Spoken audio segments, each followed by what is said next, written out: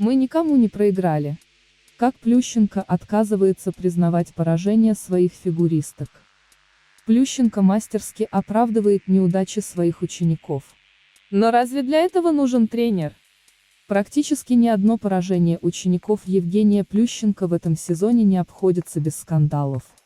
После второго места 12-летней Софьи Титовой на первенстве России по младшему возрасту, Евгений, не изменяя себе, возложил ответственность за результат на судей. Арбитры, по мнению Плющенко, вообще неровно дышат к его подопечным. А кроме того, добраться до вершины им мешают травмы, болезни, проблемы с коньками и нехватка времени на адаптацию. Плющенко постоянно оправдывается и отказывается признавать поражение своих фигуристов. Но разве для этого нужен тренер? Тысячи оправданий для Жилиной. Чаще других Евгению в этом сезоне приходилось защищать Веронику Жилину. После перехода к Плющенко результаты фигуристки упали, а о победах пришлось забыть, хотя сезон у Жилиной начался неплохо. Фигуристка выдала безупречный прокат с четверным тулупом на первенстве Москвы. Но из-за грубой ошибки в короткой программе проиграла ученица Тутберидзе Софья Акатьевой. Однако Плющенко проигнорировал объективную реальность и поражение не признал. Сезон открыт чемпионским прокатом, написал Евгений в своем инстаграме. На этапе Кубка России в Казани Жилина тоже выглядела неплохо, но никаких шансов в борьбе с Акатьевой у нее не было. Отставание Ники превысило 30 баллов. Плющенко быстро нашел этому объяснение, но некоторые болельщики поставили его слова под сомнение.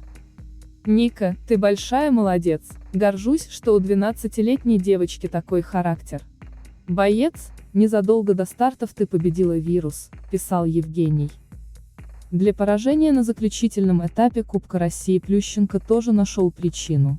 Вероника напрочь завалила произвольную программу, но серебро удержать смогла. По версии Плющенко, в провальном выступлении были виноваты коньки. В ботинке у нее была поролоновая губка, которая страховала ногу, но после перевязки она съехала на язычок ботинка и очень сильно давила, так что во время проката она думала уже не о программе, а как доехать ее до конца, стерла ногу в кровь. Но Вероника умница, боец, ведь она очень сильно болела, плюс была травма спины, но несмотря на это отработала, выстояла, пошла на сложнейшую программу, рассказывал Плющенко. Каждое поражение Ники Евгений сопровождал оправдательными комментариями. Казалось, сейчас девочка до конца вылечится после болезней, поменяет коньки, и результаты сразу рванут ввысь. Но во второй половине сезона Жилина шла по нисходящей. За 12-м местом на первенстве России последовало 8-е в финале Кубка и неудачный прокат на юбилее Алексея Мишина. Казалось, уже невозможно не заметить причинно-следственную связь между регрессом талантливой фигуристки и ее переходом от Тутберидзе к Плющенко. Но Евгений вновь нашел спаду Вероники собственное объяснение. Последнее время она стала стабильнее, по крайней мере, на тренировках.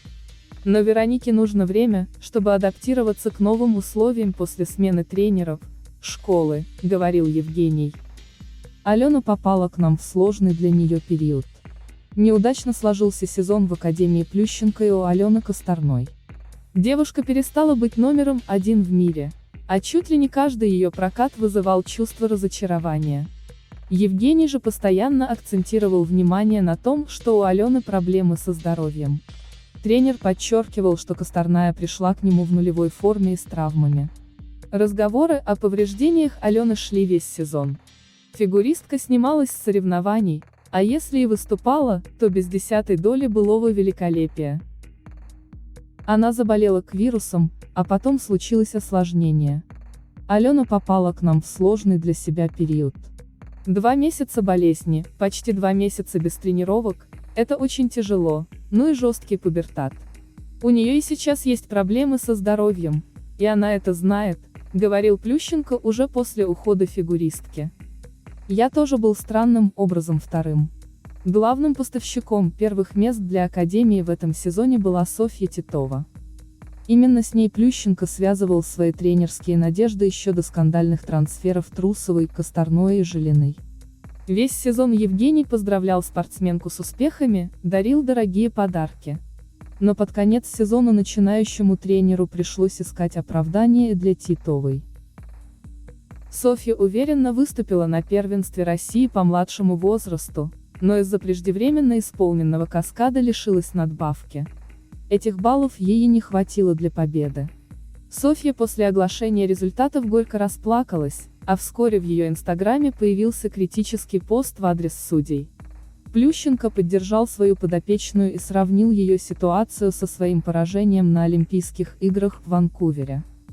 «Я тоже был странным образом вторым и очень хорошо понимаю твои эмоции. Все эти испытания сделали меня сильнее, злее и выносливее. После этого беспредела поменяли систему судейства в фигурном катании. Ты не проиграла ни одного старта в этом сезоне, а вчера это было что-то. Вот именно все это делает нас с тобой еще сильнее. Что еще добавить? Пока все школы фигурного катания будут молчать про все это безобразие, оно и будет продолжаться», — написал Плющенко. Несмотря на травму, Саша не снялась.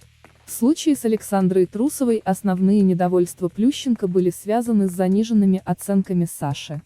Евгений всем своим видом в Kiss and Cry выражал возмущение баллами ученицы. Тренер мотал головой, показывал палец вниз, а после писал гневные посты в Инстаграме. «Твои сегодняшние баллы я не хочу комментировать. Все мировое сообщество фигурного катания и так все понимает». О травмах Трусовой Плющенко заявил только после чемпионата России. Тренер был горд за свою ученицу и отказался признавать поражение. Несмотря на травму, Саша не снялась, а каталась на уколах и сделала свой максимум на сегодняшний день. «Я знаю одно, что с твоей силой и характером, желанием учиться новому, ты добьешься самых высоких вершин в нашем виде спорта». Как правильно сказала великая Татьяна Анатольевна Тарасова, а также многие тренеры, профессионалы, технические специалисты и судьи, ты никому не проиграла вчера. «Мы никому не проиграли», — писал Плющенко. По логике Плющенко, победы достаются его ученикам честно, а вот в поражениях всегда виноват кто-то другой. Или что-то. За этот сезон Евгений так поднаторел в поиске оправданий, что уже больше похож на адвоката, чем на тренера. Возможно, такая линия поведения Плющенко основана на его личном опыте. В поражении от Ягудина на Олимпиаде в Солт-Лейк-Сити он обвинил психолога Рудольфа Загаинова, якобы способствовавшего его падению, а ответственность за серебро в Ванкувере возложил на судей. Это не помешало, а может даже помогло Евгению стать двукратным олимпийским чемпионом. Но далеко не факт, что такая тактика принесет пользу его подопечным, ведь умение правильно реагировать на поражение – важная составляющая будущих побед.